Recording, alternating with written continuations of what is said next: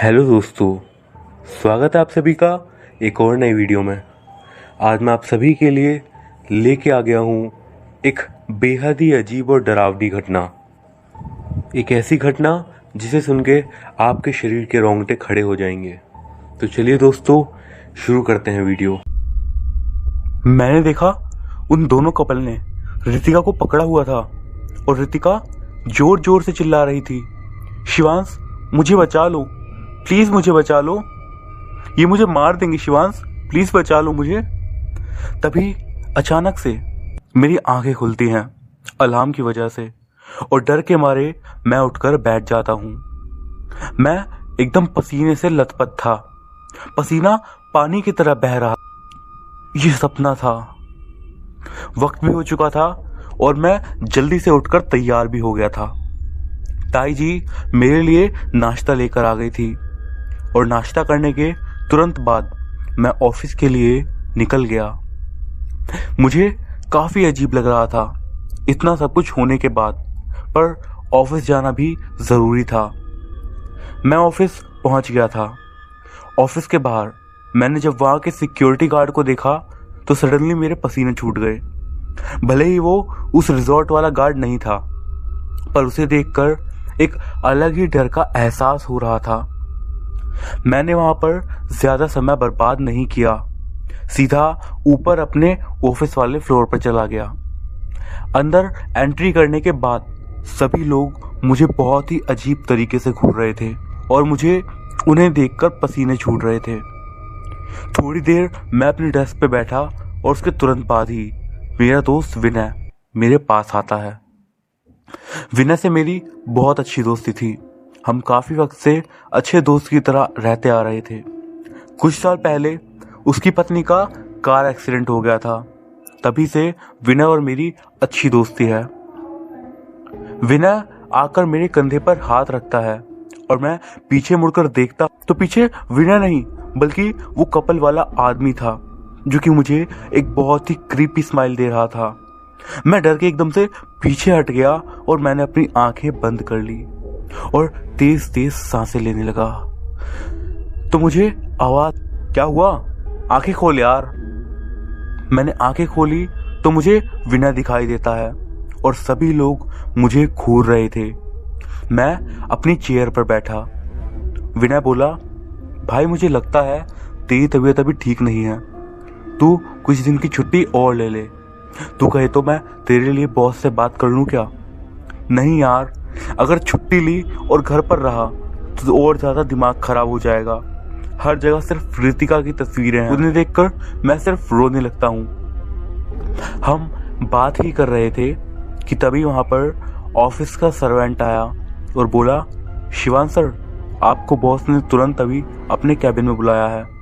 मैं बोला, ठीक है जाओ तुम, मैं आता हूँ। अच्छा विनय तू बैठ यहाँ पर, मैं अभी आता हूँ। मैं आपको बता दूं, मेरे जो बॉस थे बाकी सबके बॉस की तरह खड़ूस नहीं थे, मतलब बहुत ही अच्छे नेचर वाले इंसान थे। मैं उनके केबिन के अंदर जाता हूँ। आओ बैठो शिवांश, और बताओ कैसी तबीयत है तुम्हारी? बस सर पहले से बेहतर है और इसीलिए ही आज मैं ऑफिस आया हूँ। देखो शिवांश, मैं घुमा फिरा के बात नहीं करूँगा, सीधा अपनी बात पे आता हूँ। देखो तुम्हारे साथ जो भी कुछ हुआ वो बहुत बुरा था। वो तुम्हारे साथ तो क्या किसी के साथ भी नहीं होना चाहिए था।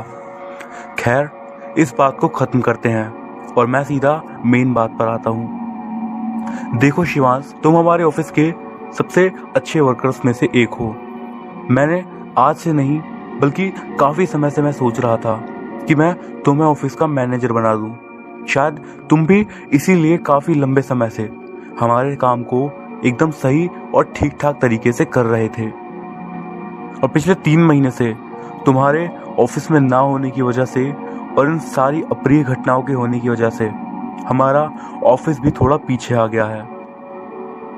पर अभी तुम्हारी हालत ऐसी नहीं है कि मैं तुम्हें मैनेजर बना दूं, क्योंकि तुम अभी पूरी तरीके से ठीक नहीं हो। तो थोड़ा सा और वक्त लो और अच्छे से काम करो। You are the next manager. जी सर, मैं समझ गया हूँ और मैं अच्छे से काम करूँगा। हाँ तो अभी जाओ, तुम्हारे लंच का वक्त हो गया है और हाँ, कल से तुम्हारे साथ एक और कोवर्कर आएगी जो तुम्हारे डेस्क के बराबर में ही बैठेगी और वो तुम्हारे प्रोजेक्ट में हेल्प करेगी। मतलब सर, मतलब ये है कि वो तुम्हारी पार्टनर होगी। सर मुझे इसकी ज़रूरत नहीं है, मैं सब कुछ अकेला कर सकता हूँ। अगर मगर कुछ नहीं, सीधा लंच करो और अपने काम पर जाओ। मैं अपना लंच करने जाता हूँ।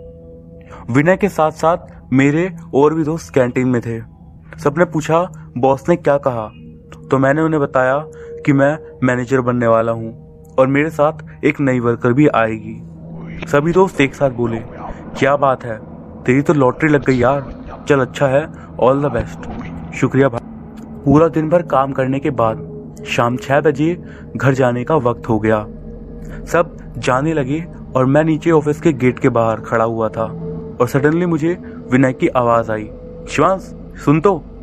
मैं पीछे मुड़कर देखता हूँ तो मेरे होश उड़ गए। मैं अपने ऑफिस के बाहर नहीं बल्कि उस रिजॉर्ट के गेट के बाहर खड़ा था। ये देखते के साथ ही मैं पीछे गिर गया और मैं देखता हूँ कि अंदर से विनय नहीं बल्कि वो सिक्योरिटी गार्ड भागता हुआ आ रहा है। मैं जल्दी से उठकर बैठ गया और पीछे की ओर जाने लगा और जब मैं जाने लगा तो मैं किसी चीज से टकरा गया और जैसे ही मैं फिर से पीछे मुड़ के देखा तो मेरे पीछे वही 2 कपल खड़े हुए थे। उन्हें देखने के बाद मेरा पूरा शरीर एकदम ठंडा पड़ गया था। मैं वहीं पर घुटने में सिर रख के बैठ गया। इतने में मुझे विनय की आवाज आती है, क्या हुआ भाई शिवांश? मैं सडनली मुंह पर करके देखता हूं तो मेरे सामने विनय था। क्या हुआ भाई? देख मुझे लगता है कि अभी तेरी तबीयत बिल्कुल भी ठीक नहीं है। तू भाई कुछ दिन की छुट्टी और ले और चल किसी अच्छी जगह घूमने चलते हैं। नहीं भाई, अभी बहुत काम है और छुट्टी की तो सोचो भी मत, और वैसे भी अब घूमने लायक कोई जगह नहीं बची है। सब कुछ ऑलरेडी खत्म हो चुका है। चल गाड़ी में बैठ, मैं तुम्हें छोड़ देता हूँ। मानेगा तो तू है नहीं, चल फिर अब छोड़ ही दे। गाड़ी में हम दोनों इधर उधर की बातें करते जा रहे थे। हम ज्यादा आगे तक गए भी नहीं हो कि तभी गाड़ी चलाते वक्त अचानक से गाड़ी के सामने एक आदमी आ जाता है। फिर से वही घटना। मेरा गाड़ी पर कोई नियंत्रण नहीं रहता और मैं उस आदमी को गाड़ी से उड़ा देता हूँ। मुझे बिल्कुल भी होश नहीं था और मैं सीधा गाड़ी से बाहर निकलता हूँ और सीधा पीछे भागता हूँ। वहां जाके देखा तो वहां पे कोई भी नहीं था। मेरा शरीर पसीने से एकदम तरबतर हो चुका था और मैं वहां पर खड़ा खड़ा ही हांफने लगा था। मेरे कंधे पर कोई हाथ रखता है और जैसे ही मैं पीछे देखता हूँ तो उसकी आवाज आती है, मैं आ गया हूँ, देखो तो सही। जैसे ही मैंने पीछे देखा मेरे होश उड़ गए। वो सिक्योरिटी गार्ड मेरे सामने खड़ा था और बोल रहा था, क्या देख रहे हो साहब, वो आदमी तो पिछले साल ही गुजर गया। आपने और आपकी पत्नी ने सब खत्म कर दिया। और यह बोलकर वो जोर जोर से रोने लगा। शिवांश उठ शिवांश, क्या हो गया? मैं एकदम से जागता हूँ, देखता हूँ कि विनय मुझे बुला रहा है। क्या हुआ भाई, पीछे क्या देखने गया था और तू कहाँ खो गया था? कुछ नहीं, गाड़ी में बैठ और सीधा घर चल। यार कुछ तो बता, हो क्या रहा तेरे साथ, बता ना यार। कुछ नहीं, मैंने कहा ना गाड़ी में बैठ तो बैठ और घर जा अपने। नहीं यार, तुझे बताना होगा, मुझे बता के तो देख भाई, तेरे साथ हो क्या रहा है? ऐसी क्या चीज है जो तुझे जीने नहीं दे रही आराम से? बोलना चुप क्यों है? शिवांश बताना यार, बोलेगा कुछ तो बोल भाई। अब कुछ नहीं हो सकता, वो यहां तक आ चुका है, वो मेरा पीछा नहीं छोड़ेगा और मुझे मार के ही रहेगा। क्या? कौन कौन आ गया है? आखिर क्या कहना चाहता है? पूरी बात बता। गाड़ी में बैठ, सब बताता हूँ। हम दोनों गाड़ी में बैठ चुके थे और मैंने मेरे और रितिका के साथ उस रिजॉर्ट में घटी सारी बातें बता दी। ये सब सुनने के बाद शिवांश का पूरा शरीर पसीने से नहा उठा। वो बिना कुछ बोले अपने घर पर आकर उतर गया और सीधा घर के अंदर चला गया। जाने से पहले एक भी बार उसने पीछे पलटकर मुझे नहीं देखा। मैं भी सीधा अपने घर की ओर चला जाता हूँ। घर पर पहुंचा तो देखा घर एकदम सुनसान पड़ा था, कोई आवाज नहीं, वरना हमेशा रितिका की आवाज गूंजती थी पूरे घर में, और आज वही घर एकदम सुनसान था। अगर उस घर में कुछ था तो वो था सिर्फ रितिका की यादें। मेरे डेस्क पे हमारे एक्सीडेंट की फोटो पड़ी थी। मैंने उसे बिना देखे डेस्क के ऊपर अलमारी में रख दी और ताई थोड़ी ही देर में खाना लेकर आ गई। खाना खाकर मैं सीधा सोने के लिए चला गया। सुबह हो गई और उसके बाद मैं ऑफिस के लिए तैयार हो गया था। ताई सुबह का नाश्ता भी ले आई थी और मैं खाना खाकर ऑफिस चला गया था। ऑफिस जाकर मैंने देखा कि विनय आज छुट्टी पर था।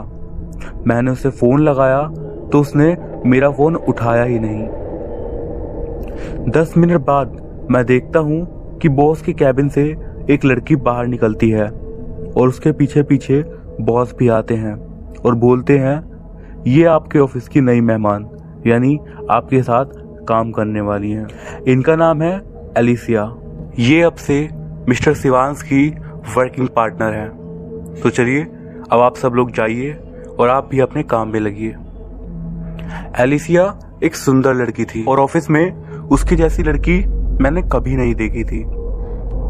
एलिसिया शिवांश के डेस्क के पास बैठ जाती है और वहीं पर उसकी जगह भी थी। उसके बाद वो उससे कहती है, हेलो शिवांश, आपको तो पता ही होगा कि मैं आपकी न्यू पार्टनर हूँ। हाँ जी, मैं आपको जानता हूँ। वैसे मुझे आपकी पत्नी के कार एक्सीडेंट के बारे में पता चला और वो सुनकर मुझे बहुत बुरा लगा। होप आपको इस बारे में बुरा नहीं लगेगा कि मैंने आपसे इस बारे में बात करी। नहीं नहीं, ऐसी कोई बात नहीं है, होने को टाला नहीं जा सकता। खैर, अब इस बात को बंद करके आगे काम करते हैं। जी हाँ, बिल्कुल। इसी बीच मुझे पता चलता है कि विनय 1 महीने के लिए अपने गांव चला गया है। ये बात मुझे थोड़ी अजीब सी लगी क्योंकि वो सडनली ऐसे चला गया था। खैर, धीरे धीरे 1 महीना इसी तरीके से बीत गया और 1 महीने बाद विनय ऑफिस में वापस आ जाता है। मैं उससे पूछता हूँ, आखिर कहाँ था तू? विनय बताता है, मैं गांव गया हुआ था 1 महीने की छुट्टी लेकर। मैंने पूछा, तो मेरा फ़ोन क्यों नहीं उठाया? बता भाई, वो मेरे गांव में सिग्नल नहीं थे। मैंने कहा, अच्छा ठीक है। मुझे थोड़ा अजीब सा लगा, लेकिन मैंने कहा ठीक है, और उसके बाद हम दोनों अपने काम पे लग गए। टाइम धीरे धीरे कैसे बीत रहा था, ऐसे ही 2 महीने और बीत चुके थे। एलिसिया के आने के बाद सब चीज़ें थोड़ी कम हो चुकी थीं, या फिर शायद यूँ कहें कि ऑफिस में काम के बीच व्यस्त रहने पर मैं अपने आप को थोड़ा संभाल पा रहा था। एलिसिया और मैं अच्छे दोस्त बन चुके थे, पर मेरा मन कभी भी रितिका के अलावा किसी और की तरफ नहीं बना और शायद बनेगा भी नहीं। आज एलिसिया घर पर आने वाली थी। इतने समय बाद मैंने अपना घर खुद साफ करा। रितिका के जाने के बाद आज वही वक्त था जिसका मुझे कोई इरादा नहीं था। 11 बज चुके थे और एलिसिया के आने का वक्त हो चुका था। मैं नीचे दुकान से घर का कुछ सामान लेने गया था। सामान लेकर जब मैं ऊपर आ रहा था तब मुझे सीढ़ियों पर एक बूढ़ा आदमी दिखा। उसे देखकर मैं 2-4 सीढ़ियां आगे बढ़ा ही था कि इतने में वह बूढ़ा आदमी बोल उठा, तुमने उसे ध्यान से नहीं देखा, जाओ और ध्यान से देखो। आप क्या बोल रहे हो? तुमने तस्वीर को ध्यान से नहीं देखा, जाओ और उसे ध्यान से देखो। क्या तुम जानना नहीं चाहते कि उस तस्वीर में ऐसा क्या है? इतना बोलते ही वह बूढ़ा आदमी नीचे जाने लगा और मैं उसके पीछे की ओर भागा। मैं जैसे ही बाहर तक पहुंचा तभी सामने एलिसिया अपनी कार से आ रही थी। मेरी और उसकी कार की टक्कर हो ही जाती, पर सही टाइम पर एलिसिया ने ब्रेक लगा दिए और गाड़ी रोक ली। शिवांश, तुम ठीक तो हो ना? हाँ, मैं ठीक हूँ। तुम भागते हुए क्यों आ रहे थे? किसके पीछे भाग रहे थे? वो क्या तुमने किसी को भी यहाँ से भागते हुए देखा था? नहीं। पर क्या हुआ? कौन था वो? कुछ नहीं, छोड़ो, चलो अंदर आओ। पर वो कुछ नहीं, बाहर धूप हो रही है, अंदर चलो। हम दोनों घर में आ गए और मैंने उससे सोफे पर बैठने को कहा और बोला, आराम करो, मैं कोल्ड ड्रिंक लेकर आता हूँ। लो कोल्ड ड्रिंक लो, और बताओ क्या चाहिए? कुछ नहीं, आओ और तुम भी यहाँ पर बैठो। ओके। अच्छा एलिसिया, कि तुम्हारा परिवार कहाँ है और तुम कहाँ से हो? मेरा कोई परिवार नहीं है। जब मैं छोटी थी तब मेरा परिवार एक दुर्घटना में जल गया था और उसके बाद मेरे रिश्तेदारों ने ही मुझे पाल पोस कर बड़ा किया। ये सुनने के बाद मैंने एलिसिया से ज़्यादा कुछ नहीं पूछा और उससे कहा, माफ़ करना, मुझे नहीं पूछना चाहिए था। एलिसिया ने कहा, कोई बात नहीं, अच्छे दोस्तों में ऐसे सॉरी थैंक यू नहीं चलते। ये कहते हुए एलिसिया ने मेरा हाथ पकड़ लिया था और सडनली उसका ऐसा करने से मैं थोड़ा घबरा गया था। मैंने बात को टाला और उठकर बोला, वैसे हम ऑफिस के जिस काम से मिले हैं वो काम करते हैं। मेरे पास ऑफिस की कुछ पुरानी फाइलें हैं, मैं लेकर आता हूँ। मैं अपने डेस्क के ऊपर वाली अलमारी में से फाइल निकालने लगा और फाइल निकालते हुए अलमारी में से रितिका के और मेरे एक्सीडेंट की फ़ोटो थी, वो नीचे गिर गई। और जब मैंने उस फोटो को उठाया, मैं उस फोटो को देख ही रहा था कि मेरे दिमाग में उस सीढ़ी वाले आदमी की बातें याद आ गई कि वो जो बोल रहा था, तुमने तस्वीर को ध्यान से नहीं देखा, जाओ ध्यान से देखो। क्या तुम नहीं जानना चाहते उस तस्वीर में ऐसा क्या है? जब मैंने उस फोटो को ध्यान से देखा तो मेरे होश ही उड़ गए। मैं बस अंदर ही अंदर ये बोल रहा था, आखिर ऐसा कैसे हो सकता है? ये नहीं हो सकता। और मैं खड़ा खड़ा ही पीछे को गिर गया। पीछे से एलिसिया आई और बोली, क्या हुआ शिवांश, तुम ठीक तो हो ना? तुम गिर कैसे गए? मेरे से कुछ भी नहीं बोला जा रहा था और मेरा शरीर एकदम ठंडा पड़ गया था और मैं कांप रहा था। एलिसिया बोलती है, रुको, मैं डॉक्टर को बुलाती हूँ। मैं तुरंत बोलता हूँ, नहीं मैं ठीक हूँ, तुम अभी घर जाओ, मुझे अकेला छोड़ दो, बस जाओ यहाँ से। नहीं, मैं कहीं नहीं जाऊँगी, तुम्हारे पास ही रहूँगी, तुम्हारी तबीयत ठीक नहीं है। नहीं, तुम्हें जाना होगा, प्लीज़ जाओ यहाँ से। मुझे कहीं नहीं जाना, तुम्हें छोड़कर, और ऐसी हालत में तो बिल्कुल भी नहीं। देखो प्लीज़ तुम यहाँ से चली जाओ।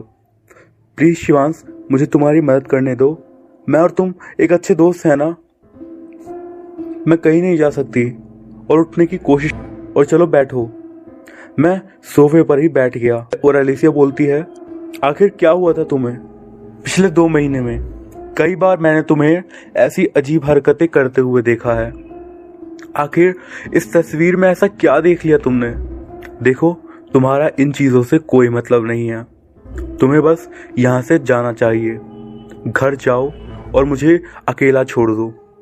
अच्छा, मतलब मैं समझ लेती हूँ कि हम दोस्त नहीं हैं और मैं आज ही यहाँ से चली जाऊँगी और कभी भी लौटकर नहीं आऊँगी। नहीं, ऐसा नहीं है, हम दोनों अच्छे दोस्त हैं, लेकिन मैं ये तुम्हारी सुरक्षा के लिए ही कह रहा हूँ। तुम्हें यहाँ से जाना होगा, पर अब जो भी होगा मुझे करना होगा और मुझे मेरे सवालों के जवाब चाहिए, जिन्हें मैं खुद तलाशूंगा। देखो, तुम्हें मेरी कसम है, मुझे सब कुछ अभी जानना है, सारी बात, सब कुछ, वरना मैं यहाँ से बहुत दूर चली जाऊंगी और कभी नहीं आऊंगी। ठीक है, सुनो, मैं अब जो तुम्हें बताने जा रहा हूँ और जो तुम सुनने वाली हो, कोई आसान बात नहीं है, क्योंकि मैं ही जानता हूँ इसमें कितनी सच्चाई है। ठीक है, मैं सुनने के लिए तैयार और मैं वादा करती हूँ कि मैं तुम्हारा साथ नहीं छोड़ूंगी। मैंने उसे सारी बातें बता दी, जो जो हमारे साथ हुआ था, सारी घटनाएं। उसके बाद उसने कहा, तो अब जो ये तुम्हारे साथ हो रहा है और वो जो आदमी तुम्हें बार बार दिखता है, वो क्या चाहता है? मुझे उस आदमी ने कहा था, उस तस्वीर को ध्यान से देखो, और मैंने आज जाकर उस तस्वीर को ध्यान से देखा। आखिर क्या है ऐसा उस तस्वीर में? जब मैं रितिका को उस रिजॉर्ट से गोदी में लेकर गाड़ी तक आया था, उसके बाद मैंने रितिका को गाड़ी की पीछे वाली सीट पर लेटा दिया था और इस तस्वीर में रितिका ड्राइविंग सीट के बाहर वाली जमीन पर पड़ी हुई है। अगर वो मर चुकी थी तो वो गाड़ी के बाहर ड्राइविंग सीट के साइड में क्यों पड़ी हुई थी? और हमारी गलती से तो बस 2 ही लोग मरे थे, तो वो सिक्योरिटी गार्ड कौन था? वो हमारे पीछे क्यों पड़ा है? आखिर हमने उसका क्या बिगाड़ा है? और उन दोनों कपल के मरने के पीछे भी हमारा हाथ तो नहीं है? हमने उन्हें जानबूझ के नहीं मारा। मैं तो ये सोचता था कि मुझे उस रिजॉर्ट का राज कभी नहीं पता चलेगा, पर यहाँ तो मेरे सामने मेरे ही सवाल बहुत हैं और मुझे अब उन सबका जवाब चाहिए। आखिर क्या हुआ था मेरी रितिका के साथ? देखो एलिसिया, मुझे लगता है कि तुम्हें अब यहाँ से जाना चाहिए। ज़्यादा देर तुम्हारा यहाँ रुकना ठीक नहीं है। पर कुछ नहीं। और बॉस को मेरा मैसेज दे देना कि शायद मैं कुछ दिन की छुट्टी पर हूँ या फिर ज़िंदगी भर की। मुझे नहीं पता कि मैं ज़िंदा बचूंगा या फिर नहीं। सवाल बहुत सारे हैं और वक्त बहुत कम, पर मैं तुम्हें अकेले नहीं जाने देना चाहती। प्लीज़ मुझे भी अपने साथ ले चलो। देखो, मेरे से ज़्यादा बकवास तो करो मत। मुझे ना तो बकवास करनी है और ना ही तुमसे बहस। प्लीज़ यहाँ से चली जाओ अभी के अभी। वो रोने लगी और बार बार कहने लगी कि मुझे अपने साथ ले जाओ। चाहती हो या नहीं? मैंने कहा ना, तुम ज़्यादा देर यहाँ पे नहीं रुक सकती। अभी के अभी मेरे घर से एलिसिया मानती नहीं है और मेरा हाथ पकड़ने लगती है और बोलती रहती है, प्लीज़ मुझे अपने साथ ले जाओ। मैं गुस्से में आकर एलिसिया को पकड़कर गेट से बाहर धक्का दे देता हूँ और बोलता हूँ, मेरे पास कभी मत आना, जाओ यहाँ से। एलिसिया रोती हुए वहाँ से चली जाती है। मैं बालकनी से देखता हूँ कि वो अपनी गाड़ी में बैठती है और चली जाती है। सारा काम करते करते अब शाम होने वाली है और मुझे जल्द से जल्द उस रिजॉर्ट के लिए निकलना था। मैं अपना सामान गाड़ी में रख रहा था और तभी मैं अपनी जेब में हाथ डालता हूँ तो देखा मेरी जेब में मेरा मोबाइल नहीं था। मैं ऊपर से उसे लेकर आता हूँ। मुझे नहीं पता था कि ये घर मैं दोबारा देखूंगा या फिर नहीं। एक हल्की सी मुस्कान देकर मैंने घर को अलविदा कर दिया और अपनी गाड़ी में बैठ गया और फिर अपने रास्ते पर चल दिया। रास्ते भर बस दिमाग में यही था, क्या होगा? मुझे वहाँ पे कोई मिलेगा या फिर नहीं? क्या मुझे मेरे सवालों के जवाब मिल जाएंगे? अब मैं उस हाईवे पर आ चुका था। मंजिल ज़्यादा दूर नहीं थी, पर पहुँचने में वक्त तो लगता ही। मैं सामने चल ही रहा था और अब जंगल वाला रास्ता भी आ चुका था, जो कि एकदम सुनसान था। दूर दूर तक वहाँ पर कोई भी नहीं था, सन्नाटा ही सन्नाटा। सड़क पर पेड़ों के पत्ते ही पत्ते बिखरे हुए थे। अगर कुछ सुनाई दे रहा था तो सिर्फ सन्नाटा। जैसे जैसे मैं मंजिल पर पहुंचता जा रहा था, धीरे धीरे रास्ते पर घना कोहरा होता जा रहा था और अब रास्ते पर चांद की रोशनी पड़नी बहुत कम हो रही थी। मंजिल दूर नहीं है, कुछ ही मिनटों का सफ़र था, लेकिन हैरानी की बात तो ये थी कि इस बार मुझे कुछ भी अजीब सा नहीं दिखा था पूरे रास्ते। मैं यही सोच ही रहा था कि अचानक से मेरी गाड़ी के आगे एक आदमी आ जाता है और गाड़ी की रफ्तार काफ़ी तेज़ थी क्योंकि हाईवे एकदम खाली था और मैंने एक बार फिर से उस आदमी को उड़ा दिया था। उसे उड़ाने के बाद मैं अपनी गाड़ी को रोकना नहीं चाहता था, पर मुझे गाड़ी रोकनी पड़ी और गाड़ी रोकने के बाद मेरा शरीर एक बार फिर से पसीने से भीग गया था। मैंने कांपते हुए हाथों से गाड़ी का दरवाज़ा खोला और गाड़ी से बाहर निकला, पर हाथ के साथ साथ मेरे पैर भी कांप रहे थे। मैं पीछे की ओर गया। घना कोहरा था और मुझे कोई भी नहीं दिख रहा था। मैं जैसे जैसे कोहरे में उसके पास पहुंचता हूं तो देखता हूं कि इस बार वो आदमी गिरा नहीं है, बल्कि खड़ा हुआ है, अपना सर रोड की तरफ करके। उसे देखते के साथ ही मैं बहुत जोर से चीखता हूँ।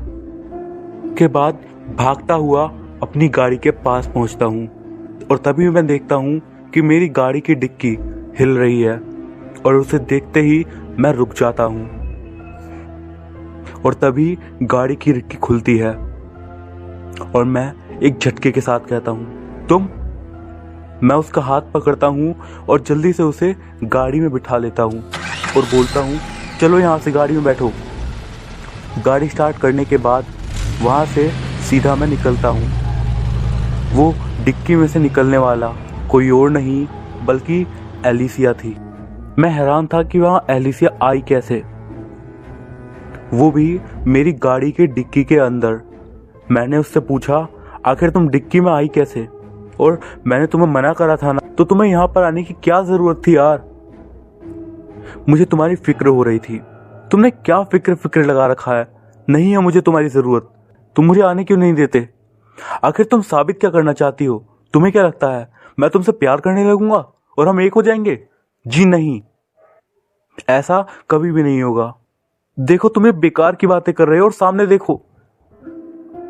आंखें आगे करते ही मैं देखता हूं कि सामने एक पेड़ आ जाता है और गाड़ी के सामने एक मोड़ था और गाड़ी तेज स्पीड में थी और मेरे से गाड़ी संभाली नहीं गई और गाड़ी सीधा जाकर पेड़ से टकरा जाती है। मैं एकदम से सपने से जागता हूं और जोर से चिल्लाता हूं, एलिसिया। पर अचानक से मैं देखता हूं कि मेरी गाड़ी तो आगे रुकी हुई है और मैं उसी जगह पर खड़ा हुआ हूं जहां पर मैंने उस आदमी को टक्कर मारी थी। मैं एकदम हैरान था। मैं फौरन गाड़ी में बैठता हूं और सीधा उसी रिजॉर्ट में पहुंच जाता हूं।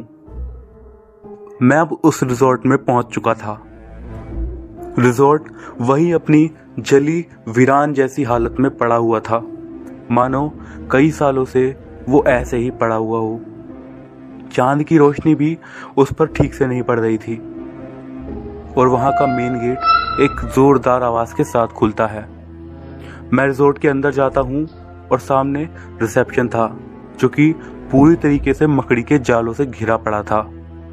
अब मुझे अपना वक्त बर्बाद नहीं करना था, पर मुझे कुछ समझ में नहीं आ रहा था।